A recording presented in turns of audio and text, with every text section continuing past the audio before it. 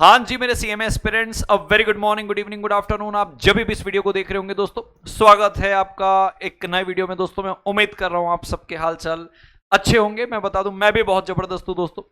दोस्तों बहुत टाइम से स्टूडेंट्स के साथ कनेक्ट रहते हुए और इतने समय के एक्सपीरियंस का इस्तेमाल करते हुए कुछ रियल गाइडेंस आपके लिए लेके आया हूं। बहुत रिलेटेबल गाइडेंस रहेगा। वीडियो बहुत इंपॉर्टेंट है, देख कर जाना। आपको ये बहुत मदद करने वाले आपके एग्जाम में। सबसे पहली बात दोस्तों, गिल्टी फील करना बंद करें कि आपको ऐसा लग रहा है यार अभी तो मेरा ये भी बचा है, वो भी बचा है, ये 2 टॉपिक बचे, 3 टॉपिक बचे हैं, 99.99% कर लियो, 0.01% बचा हुआ है। वेलकम टू द क्लब दोस्तों। टॉपर को भी यही लगता है। किसी भी बच्चे को आज आप पूछ लो कि क्या उसकी 100% तैयारी हो गई है, वो बोलेगा नहीं यार मेरा ये बचा है, ये रिवीजन करना बचा है, ये इंपॉर्टेंट देखना बचा है। लास्ट तक 100% परफेक्शन से तैयारी किसी की भी नहीं होगी।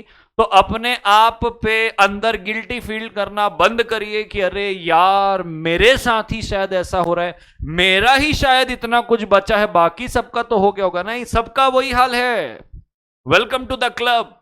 टॉपर का भी यही हाल रहेगा, बताएगा नहीं तुमको आके, क्योंकि सब अपने अपने जगह में मेहनत कर रहे हैं। तो गिल्टी फील करना बंद कर दीजिए। आप बहुत अपना बेस्ट दे रहे हैं, ये मान के चलिएगा। ये रिलेटेबल बात बोल रहा हूं, रियलिटी बोल रहा हूं। दूसरा, कुछ भी नया स्टार्ट नहीं करना है अभी।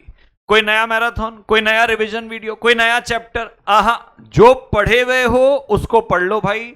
रिवीजन से कॉन्फिडेंस आएगा, नया कुछ पकड़ोगे बेचैनी आएगी। तो अब कल जब पेपर है तो आज कुछ नया उठाने का वक्त नहीं है। जीवन में आगे बढ़ते हैं, आप अपनी बॉडी क्लॉक के हिसाब से स्लीप रखिएगा। मुझे पता है शायद आप लोग को लग रहा होगा, बहुत सारे लोग आपको बोलेंगे कि भाई नहीं, कम से कम इतनी स्लीप तो लेनी ही है, नहीं तो एग्जाम में तकलीफ आती है। मैं आपको मेरा पर्सनल एक्सपीरियंस बताता हूं।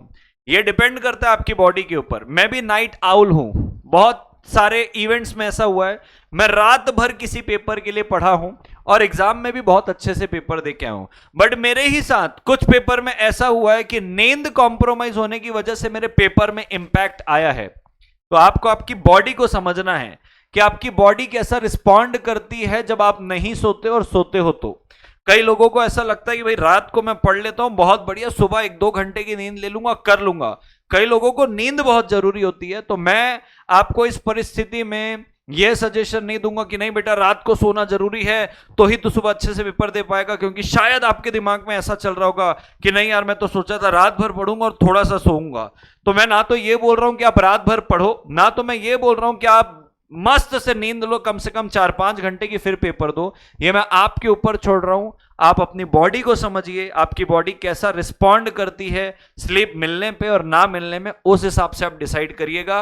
गोल ये नहीं है कि रात तक जग के रखना है, गोल ये है कि अपने को कल परफॉर्म करना है। तो आपकी बॉडी अच्छी नींद लेके परफॉर्म करती है तो भाई नींद लेके परफॉर्म करो। आपकी बॉडी बिना नींद लिए भी परफॉर्म कर सकती है, कर लेना। ये अपने हिसाब से डिसाइड करना। सबकी बॉडी अपने अपने हिसाब से काम करती है। चौथे में चलते हैं, पैनिक सॉल्यूशन।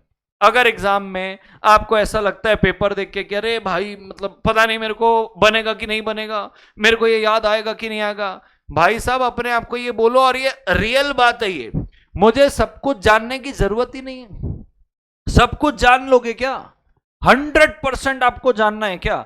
आपको बस यही बोलना है मुझे जो आता है वो अच्छे तरीके से लिखना है, क्योंकि उससे ज्यादा आप क्या कर लोगे?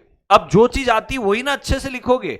अब जो चीज नहीं आती उसके लिए पैनिक कर रहे हो, अरे मेरे को नहीं आएगा मैं कैसे करूंगा, तो बेचैनी होगे, उससे जो आता है वो भी बिगड़ेगा। तो भाई एकदम चिल होने का, मुझे सब कुछ जानने की जरूरत ही नहीं है। अभी हो गया, जो जानना था पढ़ना था पढ़ लिया है। अभी मेरे को वो करना है जो मेरे को अच्छे से आता है, मेरे को वो लिखना है। 15 मिनट का प्लान क्या रहेगा भाई साहब? क्वेश्चन पढ़ते पढ़ते, जो 15 मिनट पहले क्वेश्चन आपको मिलता है, पढ़ते पढ़ते दिमाग में मेंटली आंसर लिखते मत शुरू कर देना। लिखा है देखो, don't start mentally writing answer immediately. आप वो 15 मिनट में क्वेश्चन पढ़ो, उसका आंसर डिराइव मत करो दिमाग में, शॉर्ट कर लो उसको। भाई मेरे को कौन सा आता है अच्छे से, इसको पहले करना है। उससे कम मॉडरेट में क्या आता है उसके बाद करना है। लास्ट में कौन सा अटेम्प्ट करूंगा, ये सॉर्टिंग कर लो पहले, ताकि आपको उस समय ध्यान ना देना पड़े जब आप स्टार्ट करो कि यार इसको पहले करूं कि उसको पहले करूं। दिमाग में वो 15 मिनट पहले ही प्लानिंग क्लियर कर लो, ये पहले करूंगा, ये उसके बाद, ये लास्ट में करूंगा, क्योंकि ये मुझे नहीं आता है, शायद ऐसा हो सकता होगा। ऑलवेज बिगिन विद कॉन्फिडेंस, यानी कि जो आप पेपर लिखना शुरू कर रहे हो भाई साहब, ऐसा कॉन्फिडेंस कि भाई इससे अच्छा आंसर, मेरे से अच्छा आंसर तो कोई लिख ही नहीं सकता इसमें। जब आप वो कॉन्फिडेंस के साथ शुरू करते हो ना, यार मेरे को ये अच्छे से आता है, मैं वहां से शुरू करूंगा लेकिन टाइम से, हाँ वहां से जब शुरू करते हो पूरा एक साइकोलॉजी, एक पॉजिटिव वाइब चलती है दिमाग में कि नहीं यार पेपर अच्छा जा रहा है, ऐसे फील होना शुरू हो जाता है। तो कॉन्फिडेंस के साथ स्टार्ट करना, डर घबरा के बेचैन होके नहीं। आ तो गए मैदान में, लड़ना तो है और कोई ऑप्शन नहीं है, इससे अच्छा बेस्ट तरीके से लड़े ना जी। तो कॉन्फिडेंस के साथ शुरू करना, इधर उधर मत देखना किसी को कि कितना एडिशनल सप्लीमेंट ले रहा है, लगातार लिख रहा है। फोकस, ब्लाइंडर लगा के फोकस। प्रेजेंटेशन मैटर करेगा भाई साहब। प्रोविजन लिखो सेक्शन के साथ, अगर सेक्शन याद है तो, नहीं याद है तो as per the provisions of the Indian Contract Act, as per the provision of the Companies Act, as per the provision of Competition Act, यानी कि वो एक्ट का रेफरेंस देके लिख देना, गलत सेक्शन नहीं लिखना है। फैक्ट्स इफ रिक्वायर्ड तो लिखना है। डायरेक्ट क्वेश्चन में फैक्ट लिखने की कोई जरूरत तो है नहीं, क्योंकि फैक्ट तो होते नहीं डायरेक्ट क्वेश्चन में। अगर प्रैक्टिकल क्वेश्चन है, फैक्ट्स रिक्वायर्ड रहेंगे लिखना, फिर कंक्लूजन। एग्जैक्ट लैंग्वेज मैं भी नहीं लिख सकता भाई, इतने सारे लॉज हैं, ऐसे वर्ड टू वर्ड लिखोगे क्या? नहीं, लॉजिकली प्रैक्टिकली कंसेप्ट समझे हो ना, मोटी मोटी चीजें सबको याद रहती है, आप अपने भाषा में फ्रेम करके लिखना और सही लिख के आना। बरोबर है क्या? कंप्लीट करना है ऑन टाइम। जैसे कोई क्वेश्चन बहुत अच्छे से आता है ना, हम उसके प्यार में पागल हो जाते हैं, मैं तेरे प्यार में, ऐसे नहीं भाई साहब। शुरू से ही मॉडरेट स्पीड मेंटेन करनी है। भले राइटिंग जो है आपकी, हैंड राइटिंग जो है थोड़ी 19-20 चलेगी, लेकिन 100 मार्क्स का पेपर अटेम्प्ट करना है। 100 मार्क्स का पेपर जिसने अटेम्प्ट कर लिया ईमानदारी से, अच्छे से, वो पास हो गया। आप ये तो मान के चलना, क्योंकि 100 मार्क्स का पेपर अगर आपने अटेम्प्ट कर लिया है पूरे 100 मार्क्स का, तो पास तो होना ही है भाई। अब मान लो आप गलती से 80 मार्क्स का पेपर अटेम्प्ट किए, अब आपका इवेल्युएशन 100 मार्क्स में नहीं होगा, आप 80 मार्क्स में होगा। 20 मार्क्स तो आपका ऐसे ही चलेगा। तो क्या छोड़ना चाहते हो ऐसे 15-20 मार्क्स? नहीं, तो स्टार्टिंग से ही मॉडरेट स्पीड मेंटेन करके रखना। राइटिंग 19-20 चलेगी, लेकिन पेपर 100% चाहिए भाई साहब। 100% पेपर अटेम्प्ट करोगे, प्रोबेबिलिटी और बढ़ जाएगी पास होने की। अगर पेपर टफ लग रहा है भाई साहब, वो टफ सबके लिए। अगर आपको लग रहा है अरे भाई क्या क्या क्वेश्चन पूछ लिया है, वो मान के चलना सबके लिए टफ है। मोर और लेस सब एक प्रकार की ही तो तैयारी करते, किसी ने 2 बात ज्यादा पढ़ी 2 बात कम पढ़ी, लेकिन ऐसा थोड़ी है कि भाई आप ही को टफ लग रहा है बाकी सबको इजी लग रहा है। वो सबके लिए टफ है। अगर रहा तो की बात बोल रहा हूं मैं, इफ लिखा है, इफ पेपर फील्स टफ, वो सबके लिए टफ है, आपके अकेले के लिए नहीं है, सबके लिए बराबर है। और सब एक ही मैदान में लड़ रहे हैं और एक ही पेपर से लड़ रहे हैं। जो बेस्ट लड़ेगा लड़ेगा। तो वहां पे दिमाग को पैनिक नहीं करना है भैया, जो डर गया वो तकलीफ पाएगा, आपको समझ के लेना है। लास्ट 3 मिनट में क्या 30 मिनट में क्या करना है, यानी कि जब आप पेपर फाइनली पढ़ना बंद करोगे, तो लास्ट का 30 मिनट, बंद करने से 30 मिनट पहले इंपॉर्टेंट कंसेप्ट, हेडिंग, कीवर्ड्स ऊपर ऊपर एक ग्लांस मार लो, ताकि एक बना रहे। वो वहां पे ना इल्यूजन आता है वहां पे कि हाँ ये मैं देखा था, ये पढ़ना है। तो लास्ट के 30 मिनट में वही करने का है। बराबर है क्या?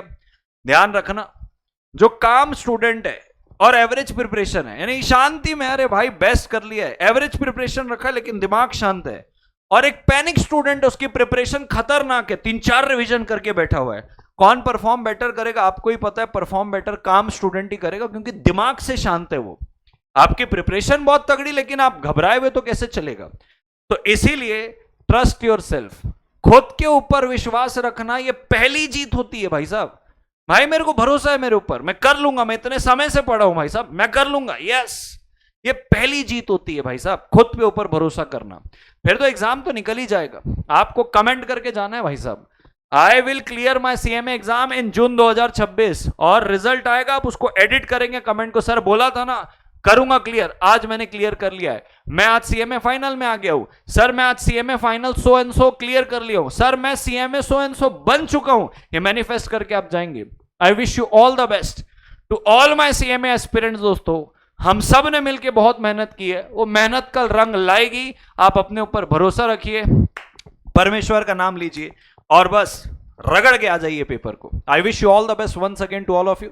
मैं परमेश्वर से प्रार्थना करूंगा कि आप सबका पेपर बहुत बहुत अच्छा जाए। टेक केयर दोस्तों, बाय बाय, मिलते हैं कल के पेपर के बाद।